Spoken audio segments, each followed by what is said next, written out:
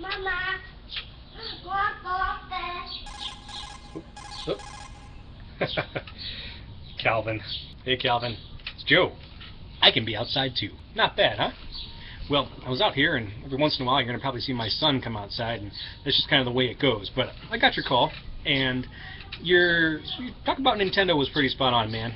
I mean, the phrase, when Nintendo does it, not in this case. I mean, the Amiibo thing was kind of embarrassing, at least on their part. They should definitely have produced a lot more. But on to the contents of my call. The Steam sale ended last week.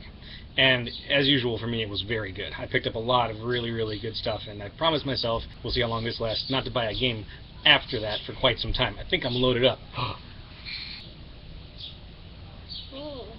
You. So I picked up a lot of stuff. Hey, baby. Don't worry about it. Should I leave? Don't worry about it. So, Cody, go sit down, buddy. Go sit down. I gotta talk to Calvin. Talking to Uncle Calvin. Go sit down. So, Cody, go sit down. Do you want to go play Mario? Do you want to play Splatoon? No. Okay, but you gotta be... Mama's gonna play Splatoon. Cody's been playing Splatoon. Erica's been playing Splatoon. I've been playing... we're going to get into that in a little bit, but the Steam sale went very well. Lately, though, the last game that I picked up, the Naruto game, I actually didn't buy it myself. It was a gift from the great bro Frenzel, and he said he wanted to play the latest Naruto game. Do you want to play the latest Naruto game? Yeah, okay. We'll play it sometime, okay? But I want to get to the game that I've been playing most recently, and it's the game I've been playing the most. The Witcher 3. The Witcher 3 may be the best video game I've ever played. In a long time. Possibly in forever. I'll be willing to defend this. Yeah, and I think it's because of a large mix of things. Now, when video games were first being created, they were either made as military simulations, or they were attempts to make Dungeons and Dragons into a digital thing.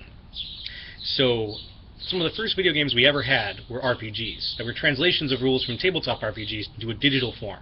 It's a world of dice and chance, but it's also a world where the characters are on their feet. Every turn is 6 seconds in Dungeons and Dragons. So when you play it out in real time, it moves quite quickly.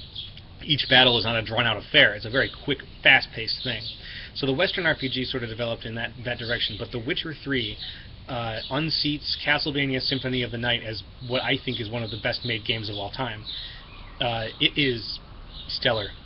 Really, really amazing. All the hype for it that I've been reading is exactly spot on.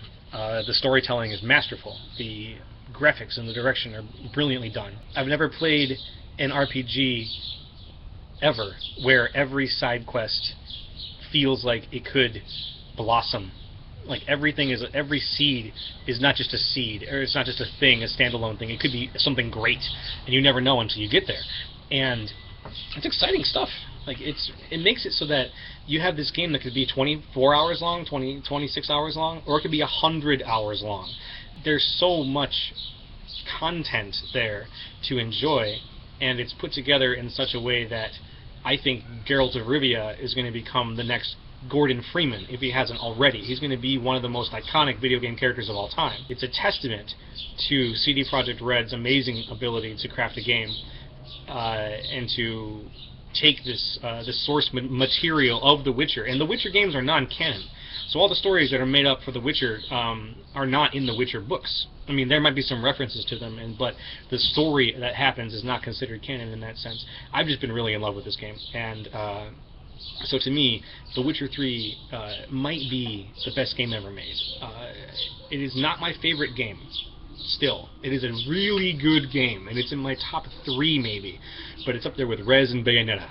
We all know that you can't unseat the lady, and Rez is just, well, picture perfect.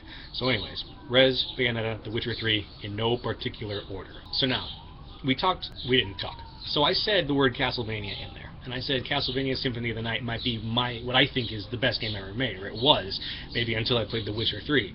But Castlevania Symphony of the Night had a recent victory when Igarashi got his big old Kickstarter funding boom. Right after that, though, at the end of Sony's E3 presentation, we saw Yu Suzuki announce a Kickstarter for Shenmue 3. Calvin, have you played Shenmue? Have we talked about this game before? I talked about this game on the Ludocast with Seth and Mike, and I have a really weird love for this game. Now, I don't usually subscribe to the idea that I can't explain why I like something. Things have qualities to them that I can figure out if it just takes me a few seconds to think about it.